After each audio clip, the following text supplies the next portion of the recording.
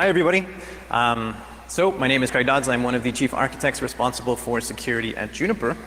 And today we're going to be talking about combining Office 365 and PowerShell for covert command and control within Office enterprises, I should say. In the interest of time, I cut out my biography slide, but the Cliff's Note version is I've been at Juniper for a little bit over a year at this point. Prior to that, I spent about 5 years at IBM Security. And before that, I spent many years at Checkpoint Software and Nokia. So, moving on. First and foremost, our agenda, we need to discuss why Office 365 makes for ideal C2 infrastructure. After that, we're going to discuss how PowerShell fits into this, specifically around the new PS drive command. And if you're not familiar with that, you can make a pretty quick guess, but it's responsible for mounting local and remote file systems within PowerShell. After that, we're going to go through a simple 4-stage proof of concept.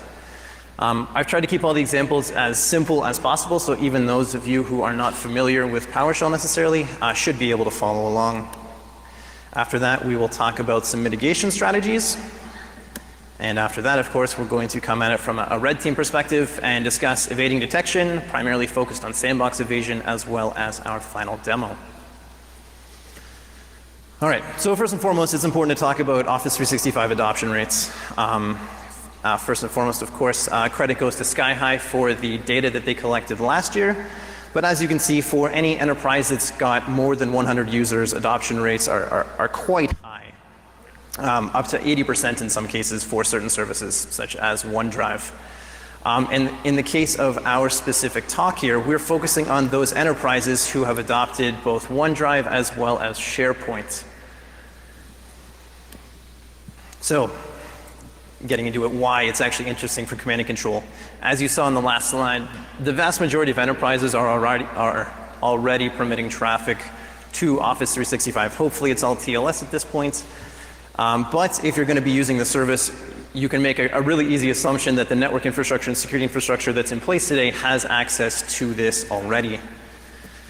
And of course, we can take advantage of this, but larger enterprises, due to the volume of their traffic, have enrolled in a service called ExpressRoute that Microsoft offers. And with that service, you actually enter into a direct peering agreement with Microsoft between your premise, such as a data center, and Azure. And you can buy these pipes you can buy these pipes in significantly large quantities. So most Fortune 100s, if you look at it, they've at least got a single 10 gig link into Azure at this point, if not multiple ones.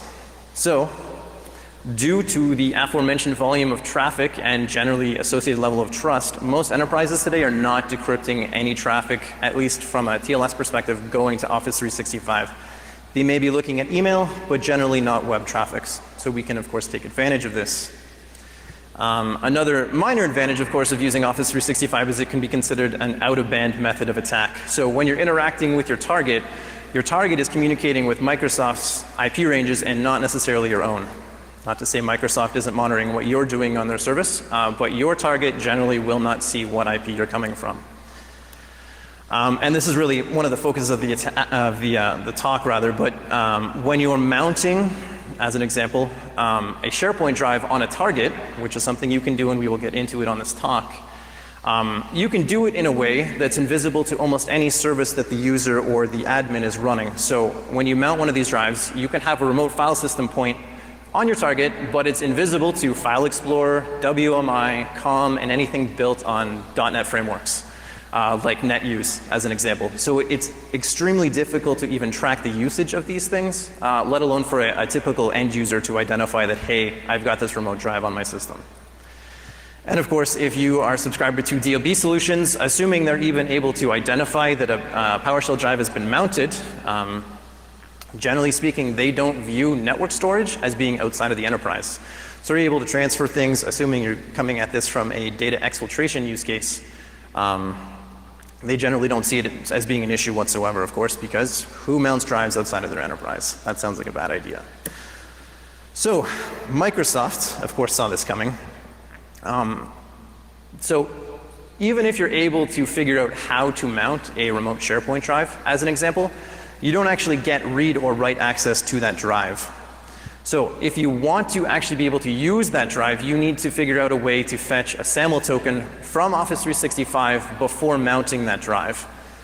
And as an example, I've mounted a drive here, and I'm simply trying to echo test into a test file, and I'm presented with an error. So I'll read this for the guys in the back.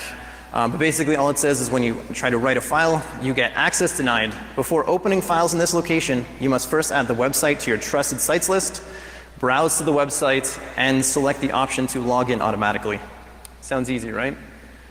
So this is where PowerShell comes in. So fortunately or unfortunately for us, Microsoft has spent a lot of time developing the libraries in PowerShell so that it can interact with and control Internet Explorer. And we can use this, of course, to load up portal.office.com. We can avoid any single sign-on technologies, of course. If a target is already using Office 365, generally speaking, when you navigate there, you'll be automatically logged into their account, which will, of course, defeat our purpose.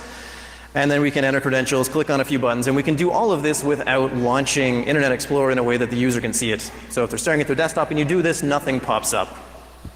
So an important part of the talk, of course, but if anyone can come up with a legitimate reason for being able to set IE visible to false, I will buy them a cookie. You can find me after.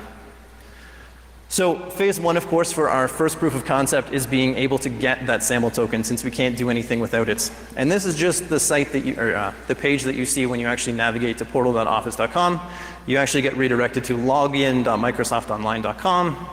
And then a very important checkbox, this is actually what triggers that SAML token to be pushed, is the keep me signed in button, of course. And we're using bad guy as our user. So I'm going to take a quick drink. This is some, again, very simple PowerShell. We've got clear text credentials, of course, since, again, we're trying to keep things simple. We go through initially killing Internet Explorer so we can manipulate what we need to. On line 5, line 7 through 10 is using run DLL32 to simply clean up forms, passwords, and cookies, which is generally where SSO lives. 12 will instantiate IE. 13 is our lovely set IE visible to false, which means it's not going to pop up for the user to see. The next couple lines actually navigate to the URL, and we sleep while Internet Explorer is loading it to deal with latency. But then, thankfully for us, we've got the ability to search for specific element IDs within PowerShell. So we look for specifically our user ID input text, our passwords, and then the most important one is keep me signed in as a checkbox. We set it to checked and true. And then we actually have to go in and click on the buttons, of course. So there is some filler text that you will see. Basically sample usernames that you actually have to click on to delete. And then we click on sign in. So this is our first demo. It's very simple, of course, and we've set IE to be visible so you guys can follow along with what's going on. But we load things up, you can see the sample text here. So someone, an example, you do have to click on that, unfortunately, for it to go away. But we're just going to copy paste in the PowerShell that we were looking at before. We can see IE pops up, we delete our cookies, and it takes about 1 to 2 seconds for this to happen. And we're presented with bad guys SharePoint drive. Easy enough. So phase 2 of what we're trying to do here, of course, we need to then add SharePoint into our trusted sites so we can mount the drive. And then, of course, most interestingly is actually mounting the drive itself. So again, we have to define some credentials to use for our SharePoint drive, and they do need to be stored as a secure string, which is why you see that up there. But generic domains, or generic credentials I should say, then we actually have to go and add some registry keys so that IE recognizes the place as a trusted site. I'm assuming most of you guys know how to do this at this point, but basically all it is you're setting a location, you're creating a key, and then depending on the OS version, so in Windows 10 you'll see this pop up as red text, but you may have to hard code your subdomain in there, in this case bad domain.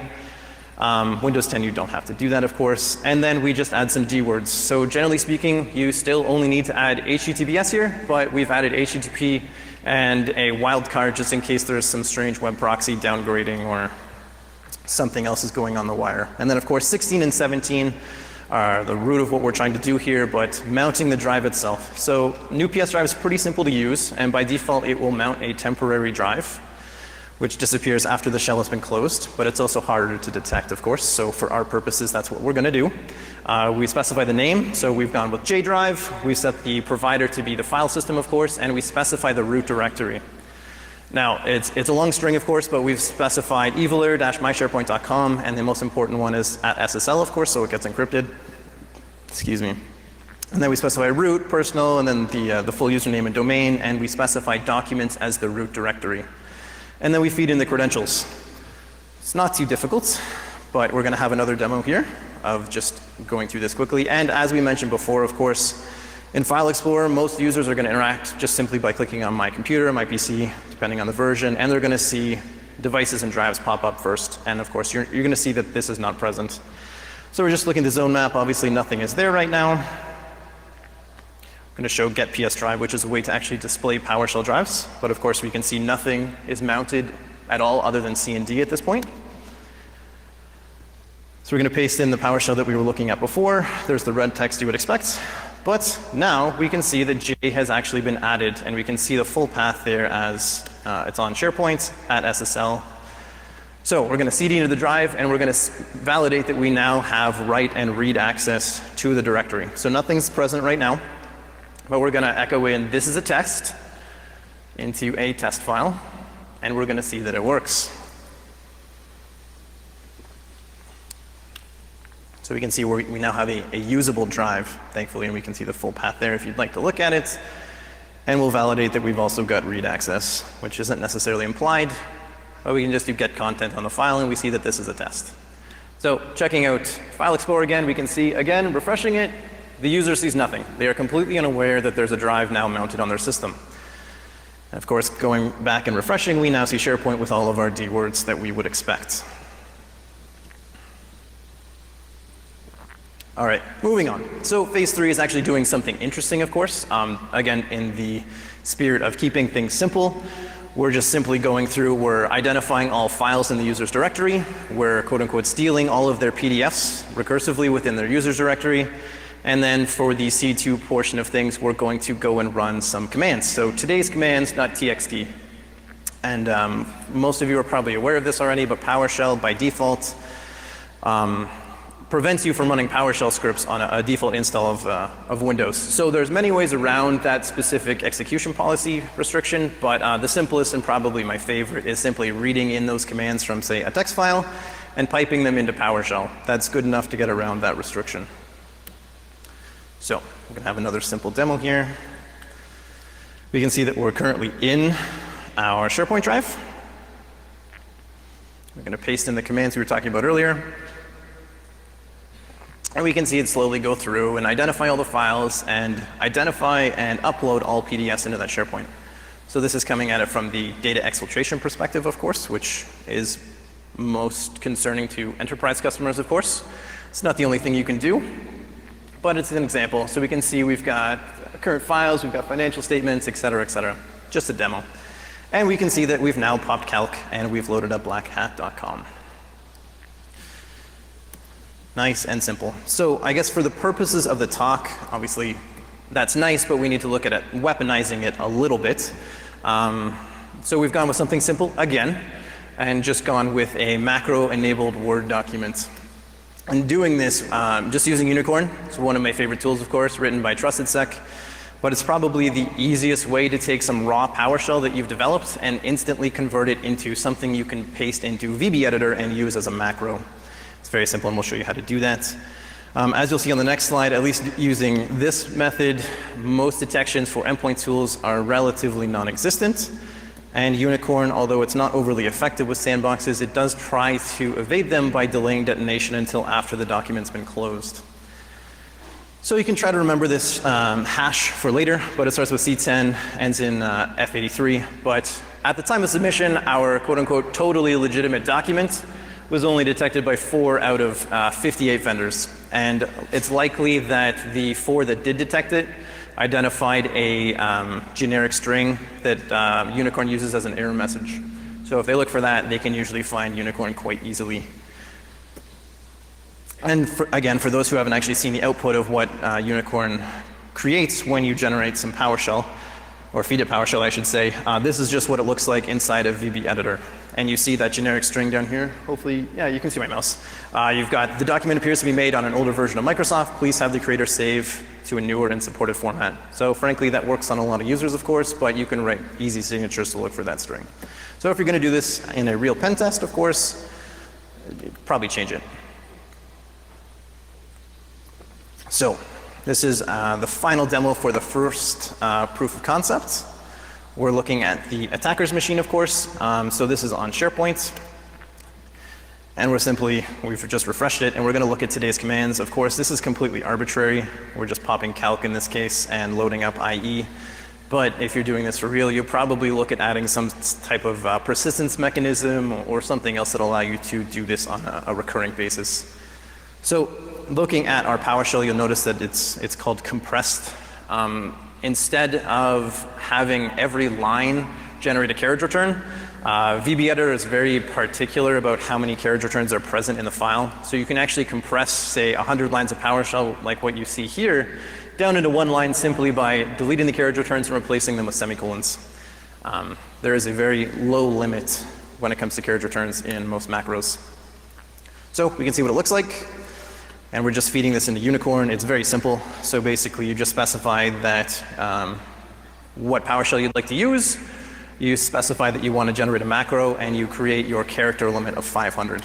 And that is all you have to do to now get PowerShell attack.txt. And that is a fully working macro with whatever PowerShell you've given it. So that's what it looks like. It's important to note, depending on what application you're targeting, you may have to change the subname. So in this case, by default, Unicorn adds an underscore between auto and open. This works for Excel, but it does not work on Word. You actually have to delete the underscore and make sure the macro is named correctly as well. It's a little finicky, but just so that you're aware. All right, so moving on. So we're now looking at corporate drone's workstation, and we're going to need to use a bit of our imagination and assume that he's been the target of some type of phishing attack. But totally legitimate document has now ended up on his desktop, as we can see there. And unlike most users, more for the purposes of the demo, we've got Wireshark running here with a search query, specifically looking for SSL handshake extensions for the SNI of portal.office.com. And this is just to display what your security infrastructure is going to identify on the wire when these attempts are made, assuming you're not doing SSL decryption. So we'll come back to that in a minute. And we're just going to show the hash here so you guys can try to remember or recall what it was on the last slide. But it's C10, F83, and yes, you can do this through PowerShell, but this is easier to read at the back. Anyways, moving on.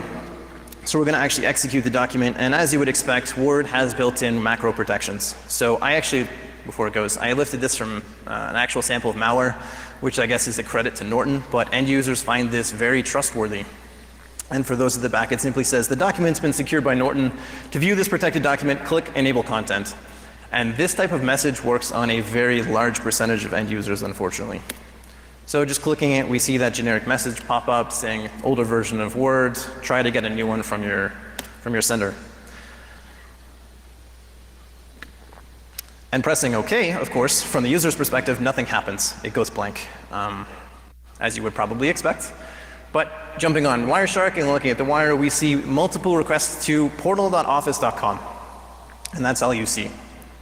So if you are not looking at doing SSL decryption between your enterprise and Office, that's what you see. It's very difficult to identify this as being any type of malicious behavior whatsoever, especially if it's being run once. Moving on, of course, calc eventually pops, as well as Black Hat coming up. And we can see, moving back to the attacker's machine, as you would probably expect, the files that we looked at before have now been uploaded into SharePoint. We can click on the desktop. We've got it named appropriately for that specific user. Go into uploads, and we can see once it loads that all of the files that we would expect to be there are now there. And it's surprisingly easy to do this, as you guys have seen.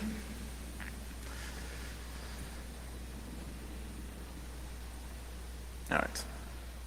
So, as you would expect, just a list. But again, it's a demo, it's a proof of concept. You guys can use your imagination and think of what an actual pen test or something worse might be conducting here. So, for the blue teams in the room, of course, the easiest way, of course, to come at this is from the network side, but it does require you to decrypt TLS on the wire, which can be, of course, expensive. If you want to look at actually blocking this in line instead of dealing with it as kind of an incident forensic perspective after the fact, you can create custom signatures with most products that identify either your Office domain or negate that so that any other domain other than yours gets dropped immediately. You can do, of course, endpoint log forwarding. You can pick your product of choice. Obviously, Windows has built-in utilities to do this as well, but just creating an alert every time a new PS drive is used, or doing bulk analysis, you can reach out through WMI or whatever you'd like and just run get PS drive and look at the outputs, of course, and see if there's SharePoint drives that are mounted, and if there are, is that okay? This is more suggestion for forensics, of course, but network devices, not just firewalls, but anything with NetFlow or something that's keeping track of the byte counters on the flows themselves can identify extraneous external uploads, of course. So in a normal connection, you'll see a disproportionate amount of bytes allocated to the server side, of course, since the client is requesting data. But in an external upload, of course, your client maybe has a 10-to-1 or 20-to-1 ratio with the amount of traffic it's generating versus the server. So they do stand out quite well, again, for data exfiltration. And of course, depending on how you're coming into the network itself, you can defend against a lot of this using some type of sandbox, of course. Behavioral analysis does work sometimes. And of course, email is the primary vector that we're concerned about here. So, what about sandboxes? We've kind of already touched on this, of course, but this specific technique, since it's just generic PowerShell, detection rates are pretty low, especially for static analysis engines and obviously signature-based. Again, we've kind of touched on this as well, but most sandboxes do not like when you're modifying the registry and interacting with the browser in some way, shape, or form. So what can we do about sandboxes? And before we get into this, I'll just give you a really quick primer on sandbox evasion, I guess.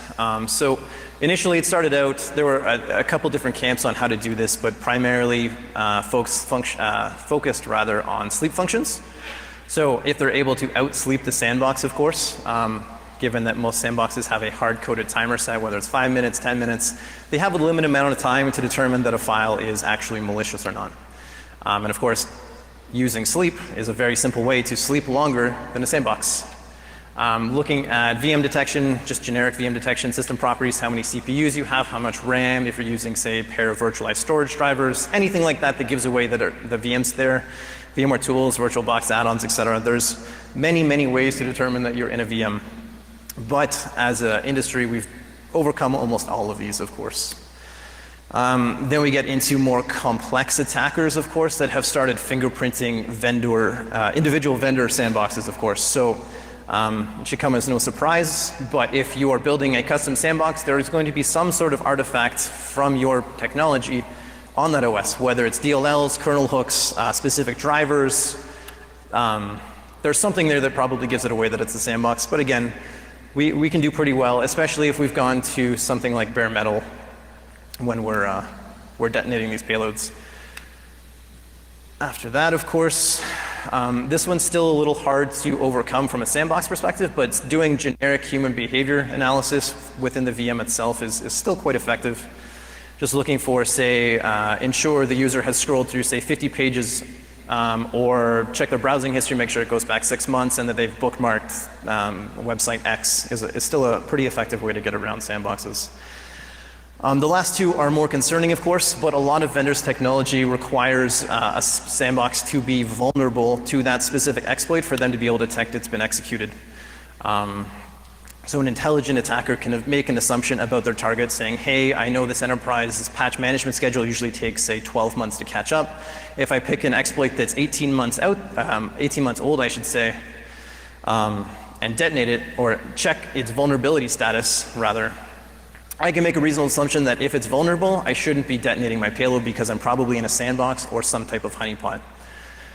That one's problematic to deal with, and arguably the most problematic to deal with, at least as far as I guess a global sandbox issue, is just delaying execution through generic routines. So the best example here is computing pi to 10 million digits on a slow sandbox. That can take days. And the sandbox doesn't necessarily view that as malicious, especially if you, say, apply some type of nice level where it's not consuming much CPU. If it doesn't detonate until it's computed pi, it's very, very difficult for sandboxes to identify this type of thing. But we're working on it. So, what else can we do? The probably most effective method that I'm aware of right now is designing malware that places malicious payloads in interesting locations that are likely to be detonated by the end user, but they lack the ability to detonate themselves completely. So, I know that's kind of nebulous, but as a specific example, as a malware author, you can look for recently accessed files, such as, say, the last 10 modified documents, and make a reasonable assumption that a user will come back at some point and try to modify them, whether it's a grocery list, a presentation, doesn't matter. If you embed something into those files, you can make an assumption that it will get triggered eventually. And of course, the sandbox has a very hard time dealing with this.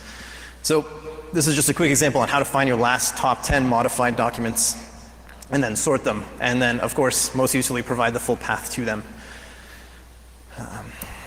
So we've got a couple options if we're going to try to do this through a sandbox. Easy mode is simply outright replacing those files with malware. Same name, same extension, same icon. Sometimes works, but honestly it's not that effective. Hard mode, which works quite well, but it does require some permissions, or at least making some assumptions about the environment before you launch it. But you are able to inject macros into existing Word documents and then exit. And of course, the sandbox will not follow up and then detonate that Word document. It just sees that, hey, you added VB script somewhere. That's not really a problem from my perspective. Or, my personal favorite at the moment, replacing those files with shortcuts that then point to a malicious second stage in a whitelisted location, such as Office's trusted locations, which override a lot of the generic protections, such as macro, for your files. So instead of getting that enable content pop-up, it just automatically detonates once it's launched. And this is surprisingly easy to do. So, as you can assume, since you're not distributing malicious payloads in your first stage, you do have to have some way of downloading that malicious second stage to the endpoint. And the easiest way, of course, is web client, although, as many of you may be aware, you'll generally get flagged by an AV vendor because it's just a generic Trojan downloader. This is pretty common, of course, so there are lots of other methods. But if your sole purpose is getting that Office 365 drive mounted, because frankly, once you have a local mount on a file system, your job as a pen tester becomes immediately easier, almost infinitely easier, because you can interact with it using normal user commands instead of fetching and doing other nefarious things. But if you need to get that and you don't want to use web client, you can use reverse shells and paste it in manually. You can do tunneling through ICMP, DNS, take your pick. Just get it there somewhere. Somehow rather.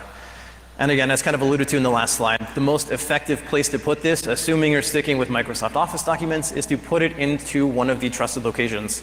They are not protected locations, but they are whitelisted. So when again, the user opens up that shortcut, it's going to link to the malicious file, which no longer has any of the traditional protections that Word provides you. So I know, I know I said I would keep it simple, and this is a lot of PowerShell on the screen, but it's still quite simple. So again, we're looking at our top files on the top, and we create two arrays. One of them was originally the normal files, so the top 10 documents, and then we create another array that simply replaces our docx's with shortcuts, so LNKs.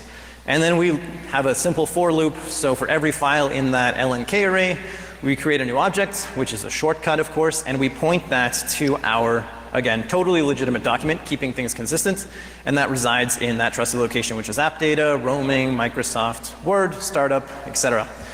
Saves it, and then it sleeps for 1 second to ensure that all of the files don't have, I guess, similar or identical timestamps. And after that, on so line 18 down, basically it's just fetching the file. It is using web client just to show you a different way of fetching the file, but it's still hosted on SharePoint, and you excuse me, sorry. Still good, I think. All right, the URL is all there. So you can actually generate that URL by doing get link or copy or share through one of the GUIs that you have. The only minor modification you have to do is replace guest access with download.asp. So generically, if you use the normal link, it's going to open up a browser and it's going to navigate to the online portal for Word and let you maybe have read access or write depending on what you generate. So that's the full link, of course. Web client downloads it, and then we make an assumption, of course, that 7-zip is present on the endpoint, but we're doing that so that we can have an encrypted payload. Because frankly, most tools, even if they're able to intercept that web client request, they don't necessarily alert you if they're unable to extract an encrypted payload.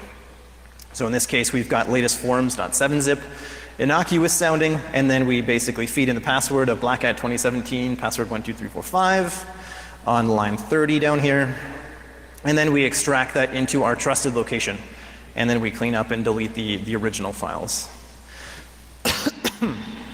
Excuse me. All right, so this is a bit of a prettier demo. But this is Corporate Drone again, and he's the subject of a phishing attempt, which simply reads, "Hello, Corporate Drone. As discussed, please find my cover letter attached to the email. Thank you for your consideration." Very generic attempt, of course. And then we've got our original documents on the right-hand side.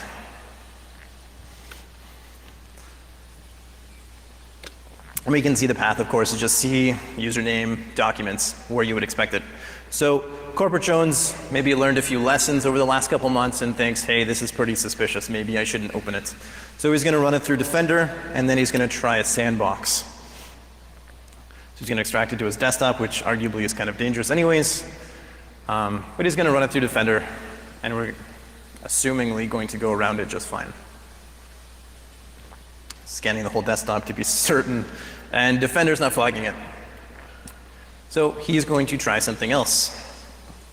And we're going to use Cuckoo here. And just an immediate shout out to the Cuckoo guys. It's a fantastic product. Really recommend checking it out. And if you aren't aware, most major commercial sandboxes are actually leveraging Cuckoo as well for at least part of their infrastructure. It's a very nice, easy to use tool. So here he's saying, I'm going to specify that it's a document and see what happens.